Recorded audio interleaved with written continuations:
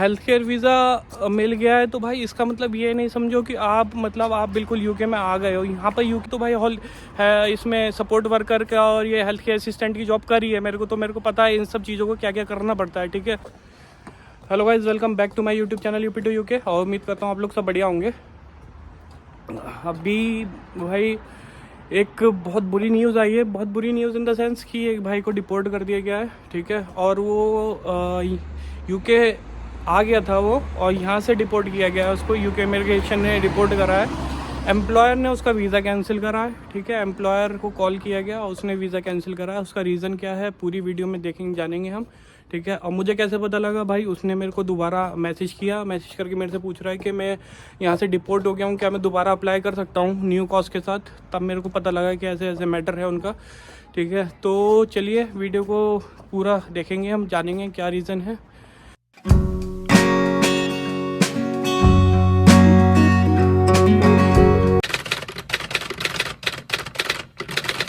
जो मेरे channel first time आया उनको बता दूं, मेरा नाम विवेक मसीह है, मैं यूपी इंडिया से बिलोंग करता हूं, इस टाइम यूके में हूं। गाइस, मैंने आप लोगों के लिए एक टेलीग्राम चैनल भी बनाया हुआ है जिसमें मैं स्पॉन्सरशिप जॉब्स पोस्ट करता हूं डेली।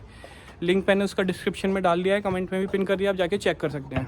गाइस, आप लोग बहुत ढेर सारे लोग मेरे को मैसेज करके अभी भी ये बोलते हो कि भाई जॉब नहीं मिल रही है यूके में, कैसे जॉब ढूंढें, कैसे सर्च करें, अपनी फील्ड में नहीं मिल पा रही है। तो मैंने आप लोग को हमेशा यही बोला है कि अभी स्टार्टिंग में जो भी जॉब मिल रही है भाई उसमें चले जाओ, एजेंसी के थ्रू जो भी जॉब मिल रही है आपको उसमें पकड़ लो, ठीक है। खाली मत बैठो और उसके बाद अपनी फील्ड की जॉब सर्च करते रहो।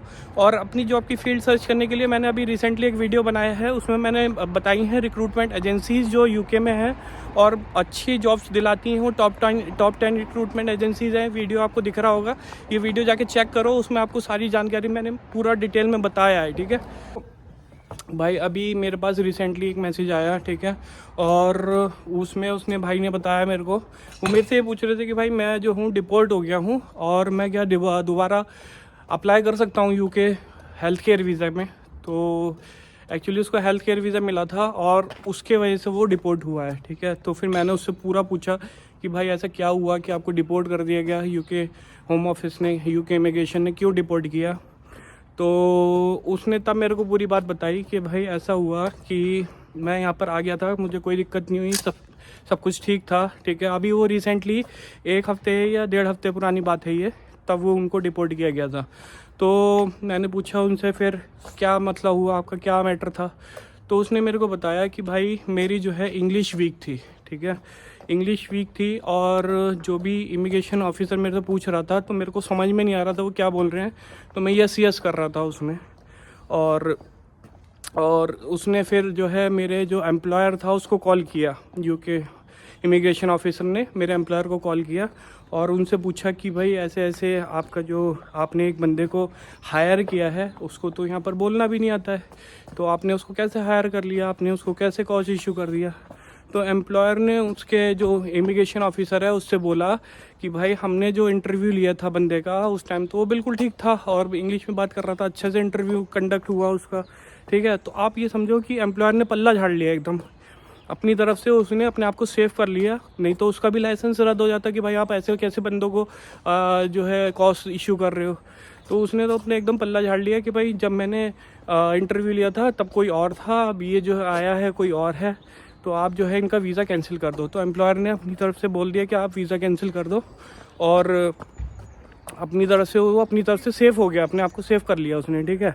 फिर यूके इमिग्रेशन ने और भी क्वेश्चन पूछे उससे हेल्थ केयर वीज़ा के रिगार्डिंग, बता रहा था वो कि काफ़ी ढेर सारे क्वेश्चंस पूछे, लेकिन उसको कुछ समझ में नहीं आ रहा था कि क्या पूछ रहे हैं वो, क्योंकि भाई एजेंट के थ्रू आया था भाई, ठीक है। और उसके बाद इंग्लिश भी उसको नहीं आती थी।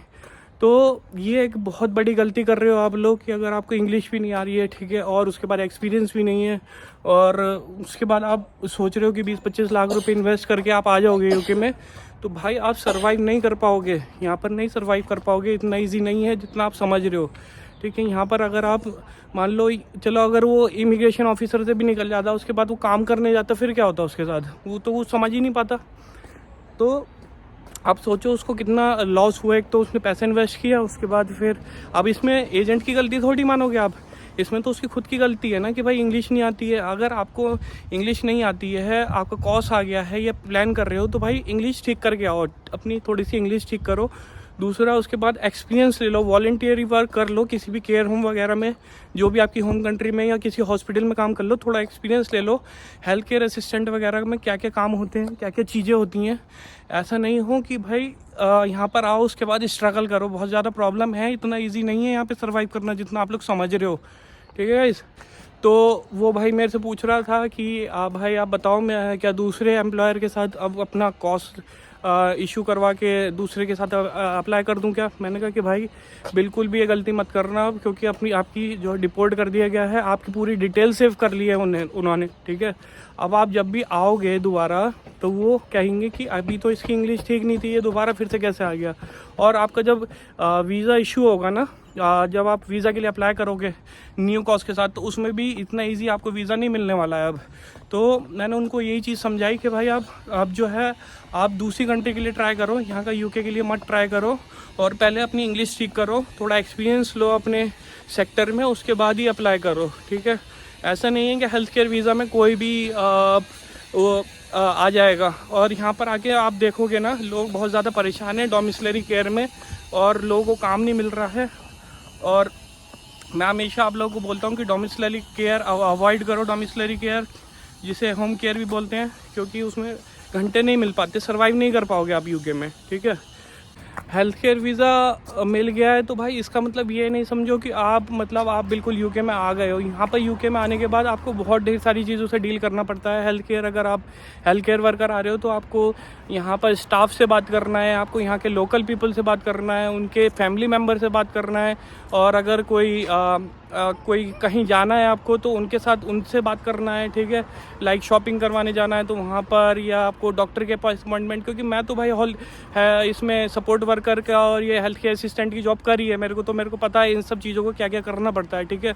तो आप ये मत सोचो कि बहुत ईजी जॉब है या बहुत ईजिली हो जाएगा सब कुछ, ऐसा कुछ भी नहीं है। आपको बहुत ज़्यादा मेंटली प्रिपेयर करके आना पड़ेगा अपने आप को, इतना ईजी नहीं होता है ये सब चीज़ें, ठीक है, जितना आप लोग को लगता है इंडिया से। मेरे को भी ऐसी लगता था कि भाई सब कुछ हो जाएगा, हम ये कर लेंगे वो कर लेंगे, लेकिन इतना ईजी नहीं होता है। आपको थोड़ी सी मेहनत तो करनी पड़ेगी भाई, देखो, क्योंकि जॉब आपको इतना कोई पैसे देगा, आपको फ्री में तो नहीं देगा। तो थोड़ा सा आपको समझना पड़ेगा ये चीज़ कि भाई इंग्लिश एक तो बहुत इंपॉर्टेंट है, क्योंकि आप इंग्लिश स्पीकिंग कंट्री में आ रहे हो, तो इंग्लिश तो आपको आनी चाहिए, ठीक है। और दूसरी बात कि आपको थोड़ी बहुत नॉलेज होनी चाहिए हेल्थ केयर में क्या क्या करना पड़ता है। हेल्थ केयर असिस्टेंट या सपोर्ट वर्कर जो भी पोजीशन के लिए आप आ रहे हो, उसमें क्या क्या काम करना पड़ता है, वो सब थोड़ी सी नॉलेज होनी चाहिए आपको, ठीक है। आप ऐसा नहीं हो कि आप जाते ही यहाँ पे स्ट्रगल कर रहे हो, स्ट्रगल तो करना ही पड़ेगा आपको, लेकिन बिल्कुल भी ज़्यादा अगर नहीं होगा एक्सपीरियंस तो आपको बहुत ज़्यादा प्रॉब्लम होगी सर्वाइव करने में। तो ये एक बहुत ज़्यादा इंपॉर्टेंट न्यूज़ थी जो मैंने आप लोगों को बतानी थी कि भाई अगर आप अप्लाई कर रहे हो तो ये सब चीज़ों का ध्यान रखो, इंग्लिश ठीक कर लो अपनी, और थोड़ा एक्सपीरियंस ले लो, वॉलंटियरी एक्सपीरियंस ले लो, या कुछ भी सीख लो थोड़ा बहुत, ठीक है। और भाई का जो भी हुआ अच्छा नहीं था, लेकिन फिर भी आप लोगों को सीख देने के लिए मैंने ये वीडियो बनाई है।